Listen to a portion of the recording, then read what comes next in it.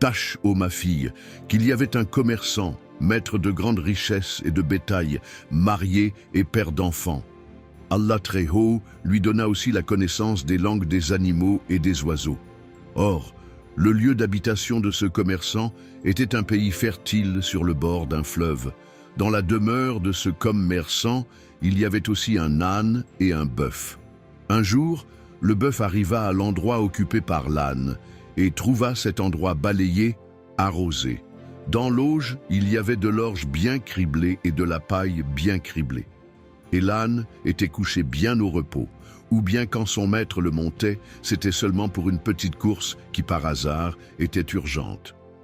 Et l'âne revenait bien vite à son repos. Or, ce jour-là, le commerçant entendit le bœuf qui disait à l'âne « Mange avec délice, et que cela te soit sain, profitable et de bonne digestion. Moi, je suis fatigué, et toi, reposé. Tu manges l'orge bien criblée, et tu es servi. Et si des fois, parmi les moments, ton maître te monte, il te ramène bien vite.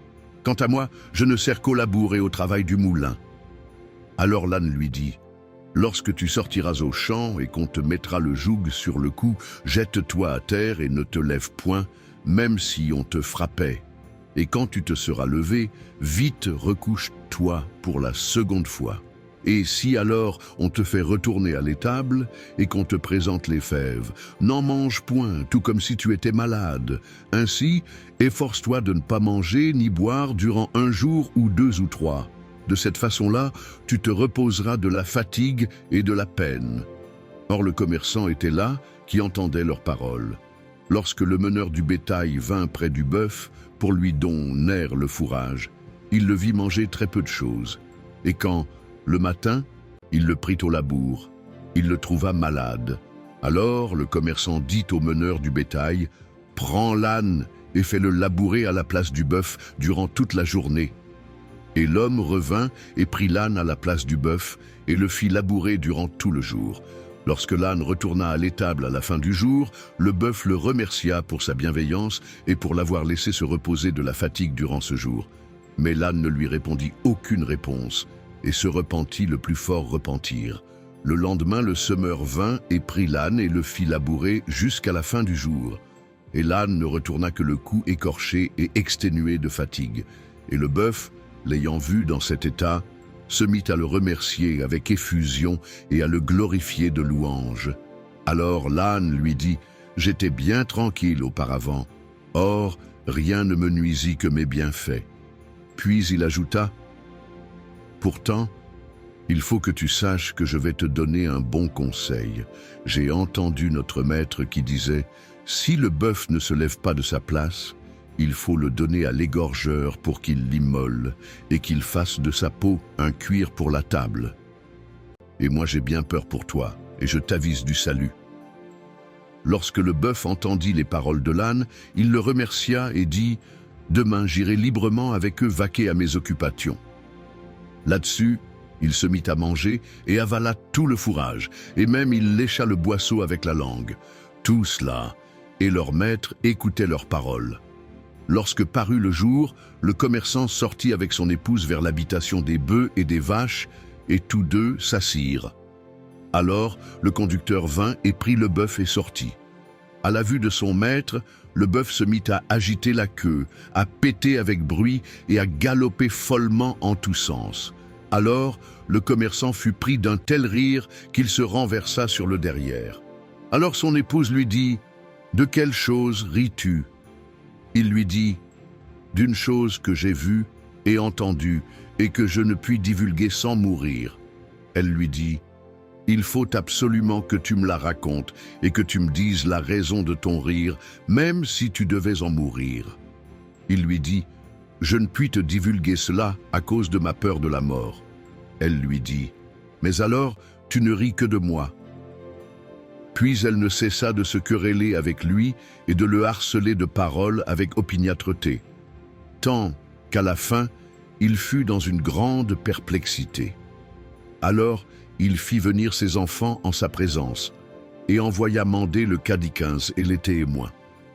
Puis il voulut faire son testament avant de révéler le secret à sa femme et de mourir, car il aimait sa femme d'un amour considérable, vu qu'elle était la fille de son oncle paternel et la mère des enfants, et qu'il avait déjà vécu avec elle 120 années de son âge. De plus, il envoya quérir tous les parents de sa femme et les habitants du quartier, et il raconta à tous son histoire, et qu'à l'instant même où il dirait son secret, il mourrait. Alors tous les gens qui étaient là dirent à la femme, « Par Allah sur toi, laisse de côté cette affaire de peur que ne meure ton mari, le père de tes enfants. » Mais elle leur dit, « Je ne lui laisserai la paix qu'il ne m'ait dit son secret, même dût-il en mourir. » Alors ils cessèrent de lui parler. Et le marchand se leva de près d'eux et se dirigea du côté de l'étable, dans le jardin, pour faire d'abord ses ablutions, et retourner ensuite, dire son secret et mourir. Or il avait un vaillant coq capable de satisfaire 50 poules, et il avait aussi un chien. Et il entendit le chien qui appelait le coq et l'injuriait et lui disait « N'as-tu pas honte d'être joyeux alors que notre maître va mourir ?» Alors le coq dit au chien « Mais comment cela ?» Alors le chien répéta l'histoire, et le coq lui dit « Par Allah, notre maître est bien pauvre d'intelligence. Moi, j'ai 50 épouses, et je sais me tirer d'affaire en contentant l'une et en grondant l'autre. Et lui n'a qu'une seule épouse, et il ne sait ni le bon moyen, ni la façon dont il faut la prendre. Or, c'est bien simple. Il n'a qu'à couper à son intention quelques bonnes tiges de mûrier, et entrer brusquement dans son appartement réservé, et la frapper jusqu'à ce qu'elle meure ou se repente, et elle ne recommencera plus à l'importuner de questions sur quoi que ce soit. Il dit. Lorsque le commerçant eut entendu les paroles du coq discourant avec le chien, la lumière revint à sa raison, et il résolut de battre sa femme. Ici, le vizir s'arrêta dans son récit et dit à sa fille, Shahrazad, « Il est possible que le roi fasse de toi comme a fait le commerçant de son épouse. » Elle lui dit, « Et que fit-il » Le vizir continua. Le commerçant entra dans la chambre réservée de sa femme, après avoir coupé à son intention les tiges de mûrier et les avoir cachées, et il lui dit en l'appelant, « Viens dans la chambre réservée pour que je te dise mon secret et que personne ne puisse me voir, et puis je mourrai. » Alors elle entra avec lui, et il ferma la porte de la chambre, réservée sur eux deux, et il lui tomba dessus à coups redoublés, jusqu'à la faire s'évanouir. Alors elle lui dit, « Je me repens, je me repens. » Puis elle se mit à embrasser les deux mains et les deux pieds de son mari, et elle se repentit vraiment. Et alors elle sortit avec lui. Aussi toute l'assistance se réjouit, et se réjouirent aussi tous les parents, et tout le monde fut dans l'état le plus heureux et le plus fortuné jusqu'à la mort. Il dit. Et lorsque Shahrazad, la fille du vizir, eut entendu ce récit de son père, elle dit, « Ô père, je veux tout de même que tu fasses ce que je te demande. » Alors le vizir, sans plus insister, fit préparer le trousseau de sa fille, Shahrazad, puis monta prévenir le roi Shahriar. Pendant ce temps, Shahrazad fit des recommandations à sa jeune sœur et lui dit « Lorsque je serai près du roi, je t'enverrai mander, et lorsque tu seras venu et que tu auras vu le roi terminer sa chose avec moi, tu me diras « Ô ma sœur, raconte-moi des contes merveilleux qui nous fassent passer la soirée. » Alors moi, je te raconterai des contes qui, si Allah le veut, seront la cause de la délivrance des filles des Mouslemines.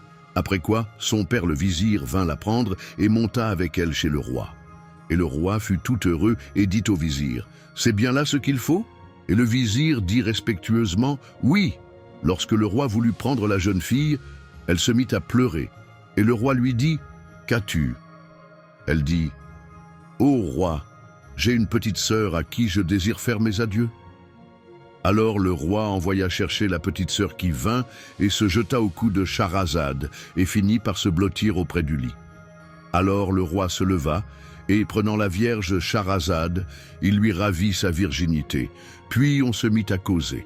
Alors Doniazad dit à Shahrazad, « Par Allah sur toi, ô ma sœur, raconte-nous un conte qui nous fasse passer la nuit. » Et Shahrazad lui répondit: de tout cœur et comme un devoir d'hommage dû, si toutefois veut bien me le permettre, ce roi bien élevé et doué de bonnes manières. Lorsque le roi entendit ces paroles, et comme d'ailleurs il avait de l'insomnie, il ne fut pas fâché d'entendre le conte de Shahrazad. Or il avait un vaillant coq capable de satisfaire 50 poules, et il avait aussi un chien. Et il entendit le chien qui appelait le coq et l'injuriait et lui disait: n'as-tu pas honte d'être joyeux alors que notre maître va mourir? Alors le coq dit au chien: mais comment cela? Alors le chien répéta l'histoire, et le coq lui dit: par Allah, notre maître est bien pauvre d'intelligence. Moi, j'ai 50 épouses, et je sais me tirer d'affaire en contentant l'une et en grondant l'autre. Et lui n'a qu'une seule épouse, et il ne sait ni le bon moyen, ni la façon dont il faut la prendre. Or, c'est bien simple. Il n'a qu'à couper à son intention quelques bonnes tiges de mûrier, et entrer brusquement dans son appartement réservé, et la frapper jusqu'à ce qu'elle meure ou se repente. Et elle ne recommencera plus à l'importuner de questions sur quoi que ce soit. Il dit. Lorsque le commerçant eut entendu les paroles du coq discourant avec le chien, la lumière revint à sa raison, et il résolut de battre sa femme. Ici, le vizir s'arrêta dans son récit et dit à sa fille Shahrazad: « Il est possible que le roi fasse de toi comme a fait le commerçant de son épouse. » Elle lui dit: « Et que fit-il » Le vizir continua. Le commerçant entra dans la chambre réservée de sa femme, après avoir coupé à son intention les tiges de mûrier et les avoir cachées, et il lui dit en l'appelant: « Viens dans la chambre réservée pour que je te dise mon secret et que personne ne puisse me voir, et puis je mourrai. » Alors elle entra avec lui, et il ferma la porte de la chambre réservée sur eux deux, et il lui tomba dessus à coups redoublés, jusqu'à la faire s'évanouir. Alors elle lui dit: « Je me repens, je me repens. » Puis elle se mit à embrasser les deux mains et les deux pieds de son mari, et elle se repentit vraiment. Et alors elle sortit avec lui. Aussi toute l'assistance se réjouit, et se réjouirent aussi tous les parents, et tout le monde fut dans l'état le plus heureux et le plus fortuné jusqu'à la mort. Il dit. Et lorsque Shahrazad, la fille du vizir, eut entendu ce récit de son père, elle dit: « Ô père, je veux tout de même que tu fasses ce que je te demande. » Alors le vizir, sans plus insister, fit préparer le trousseau de sa fille Shahrazad, puis monta prévenir le roi Shahriar. Pendant ce temps, Shahrazad fit des recommandations à sa jeune sœur et lui dit: « Lorsque je serai près du roi, je t'enverrai mander, et lorsque tu seras venu et que tu auras vu le roi terminer sa chose avec moi, tu me diras: « Ô ma sœur, raconte-moi des contes merveilleux qui nous fassent passer la soirée. » Alors moi, je te raconterai des contes qui, si Allah le veut, seront la cause de la délivrance des filles des Mouslemines. Après quoi, son père le vizir vint la prendre et monta avec elle chez le roi. Et le roi fut tout heureux et dit au vizir: « C'est bien là ce qu'il faut ?» Et le vizir dit respectueusement: « Oui. » Lorsque le roi voulut prendre la jeune fille, elle se mit à pleurer. Et le roi lui dit: « Qu'as-tu » Elle dit: « Ô roi, j'ai une petite sœur à qui je désire faire mes adieux. » Alors le roi envoya chercher la petite sœur qui vint et se jeta au cou de Shahrazad et finit par se blottir auprès du lit. Alors le roi se leva et, prenant la vierge Shahrazad, il lui ravit sa virginité. Puis on se mit à causer.